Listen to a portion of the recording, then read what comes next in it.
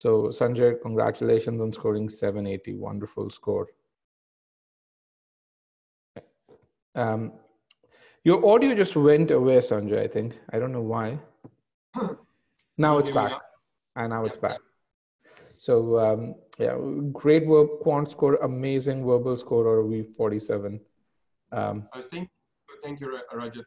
I was initially, like when I started, even the first test, I did good on the CR. I was good on critical reasoning, and I was good on quant. So I just saw that my score was weak on sentence correction. This is when I asked one of my friends, how do I go about sentence correction? And I was confused about e-GMAT and one more company.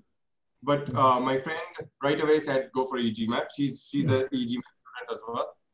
Okay. What was her score, by the way? She scored 710. Okay.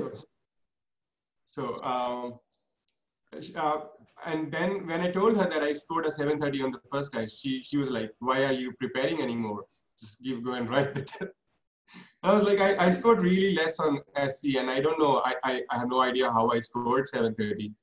So I actually was confused myself. So I checked my 730 next day with the Kaplan test, and I scored 710 again. So I was like, okay, this is good. This is good. Yes. Yes. Yeah, this makes sense. So had you ever prepared for CAT before? No. No. Okay. So just a logical guy who's very good at just both quant and verbal.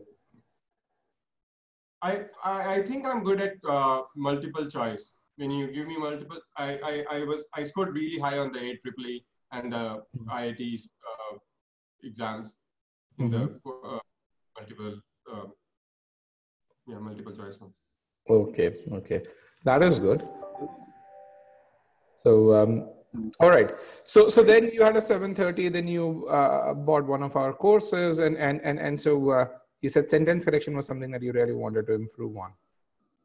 Sentence correction was my weak area throughout my preparation. Even the last day I was scared of. I was like last day I had thought I'm not going to attempt a single problem, but I couldn't stop myself from attempting sentence correction even on the last day. Okay. So from that 730 starting score to that 780 right now, what do you think, you prepared for what, 30, 40 days or so? 40 days.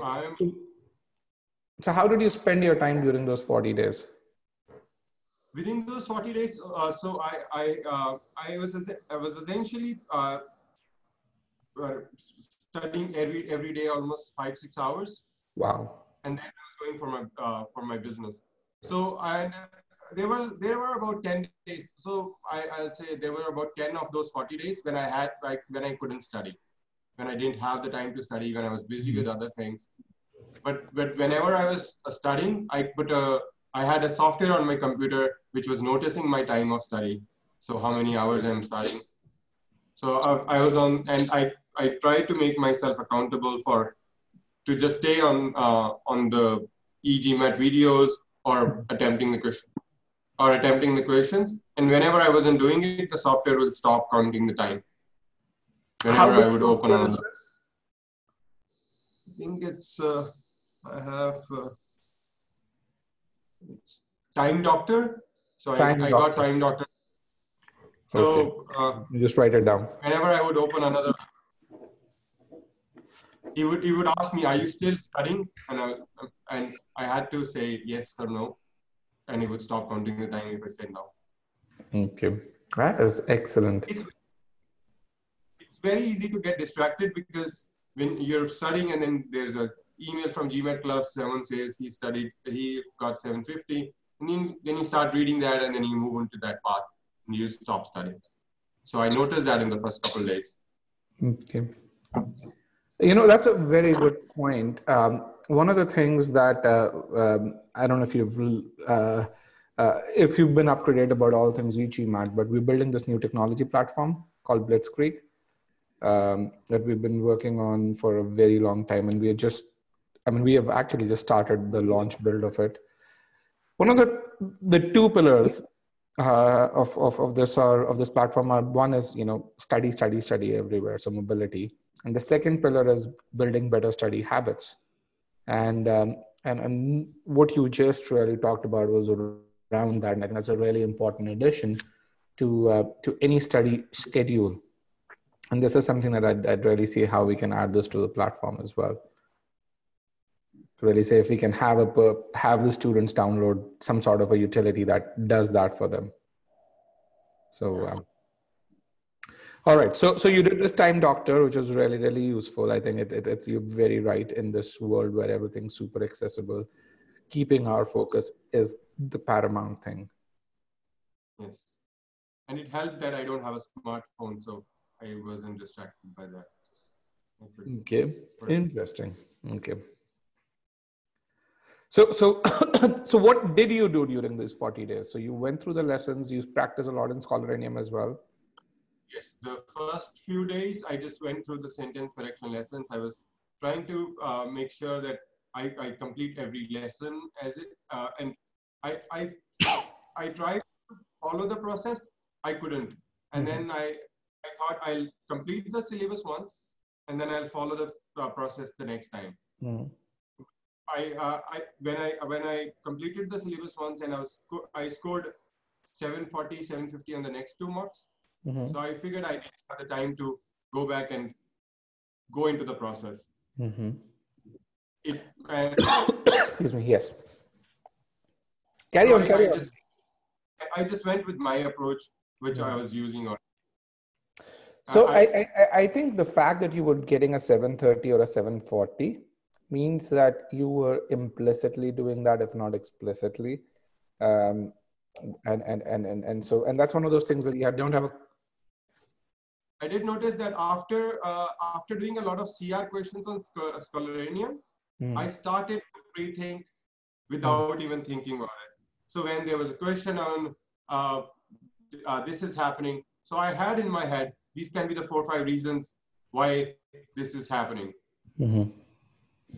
But the pre-thinking I was doing at some point.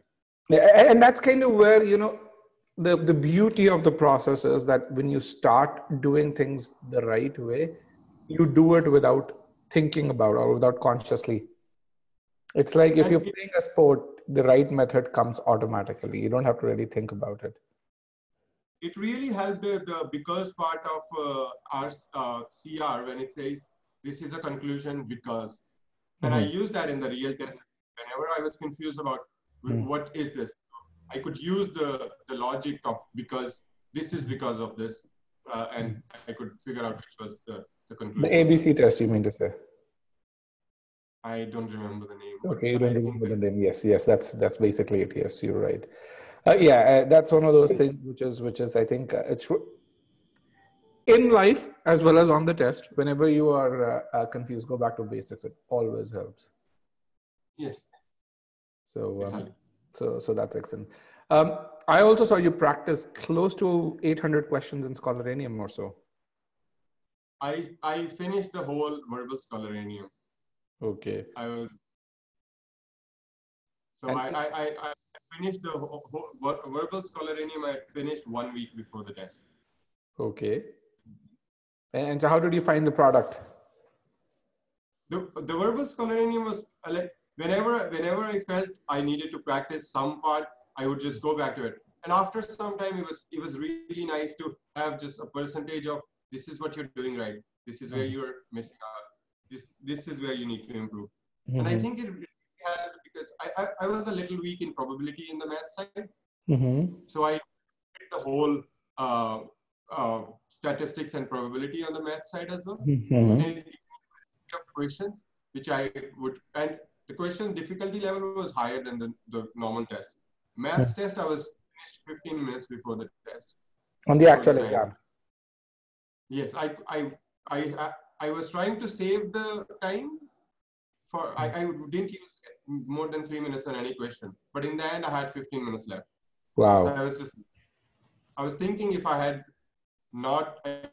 given more time, I could have gone to a Q51, but yeah, I left the strong questions there.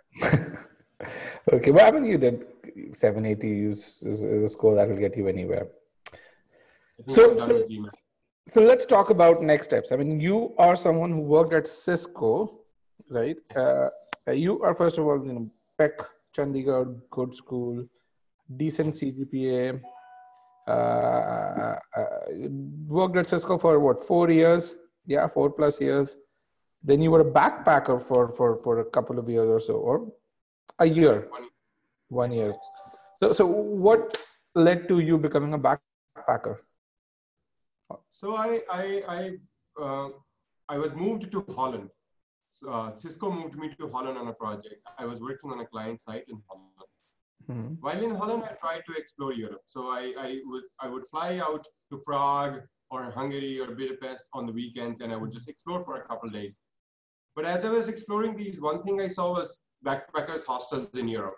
Yes. So, and I went back into India, and there was no backpackers You hostel mean in to say India. youth hostels when you say, or You can call them youth hostels, but there's youth hostels in India, but they are very, uh, they're not a lot of fun. They're not very organized by for Mhm. young travelers. They don't have activities. So when I saw this in Europe, I thought this is a gap in the market in India. Mhm. And it also felt like I really enjoyed traveling. I really enjoyed hosting. I ended up being the group leader or the guy who was taking everyone around, even when I was traveling.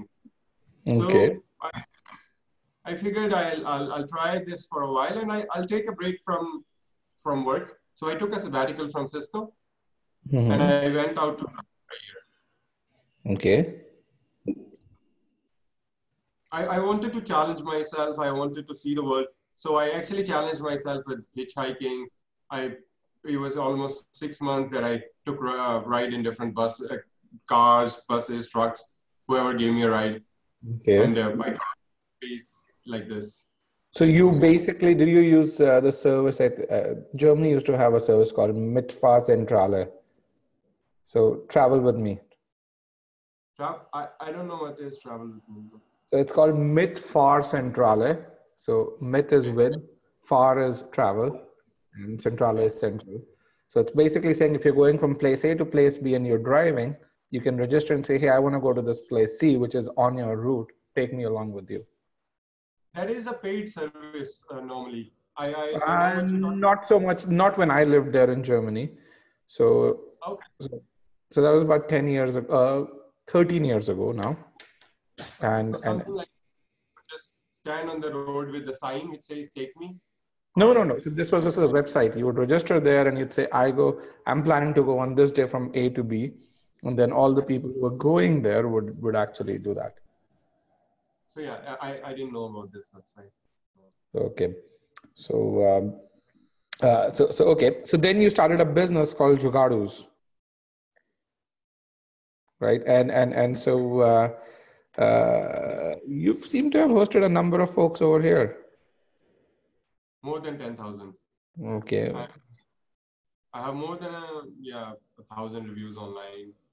Okay. It's a nice small business, Mhm. but that became one of the main reasons for me to go for MBA. I couldn't scale it. I had a lot of fundamentals of business missing.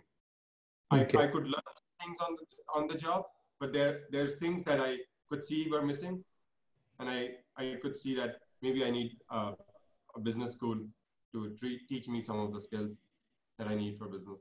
I absolutely agree with that. So I think that business school would definitely help you. Um, Yeah. so let's.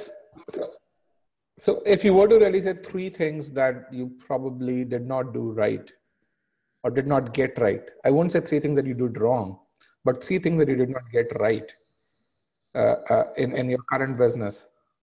I think one is a very common entrepreneur mistake: getting not knowing the size of the market segment you're working on. So I went to Amritsar, which is a small market for backpackers. The stay is quite small, only like one day. So I had to work on increasing the stay, and the market size was quite small. I went for a niche. I went for an eco hostel with organic Hmm. uh, and everything with organic food and most of the things were very sustainable, mattresses, sustainable furniture. So this is a very niche market, which could have worked somewhere else, but Amritsar wasn't the city for it, I think, to start with. Okay, all right. Then that is one. That is one. And then I think this the second, maybe the perfectionist behavior, the perfectionism that I had. I wanted to do everything right. If I could have compromised on some things, I could have scaled much better and before this.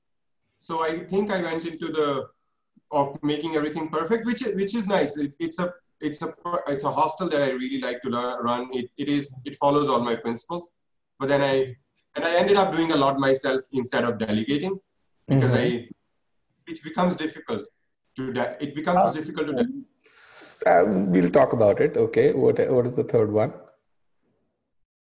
Did you say you would talk about it, or you wouldn't? I would talk about it. So yeah, delegating was one of them, and I think the third one is the business. The backpackers business I came to is slightly, I would say, because I'm always with the foreigners. I'm always taking foreigners around. It's a business where people don't want to make a lot of money. A lot of people don't want to run it as a business. It's a prestige to have these white travelers with you. So a lot of in the last 2 years, there's, like I said, there was 3 hostels in India when I researched the market. There's more than 200 right now. So the market size is not that fast, because it's a glamour business. So I think that was the third one, going for a business that has a glamour in it. Then it becomes difficult to make it a profitable business. Okay.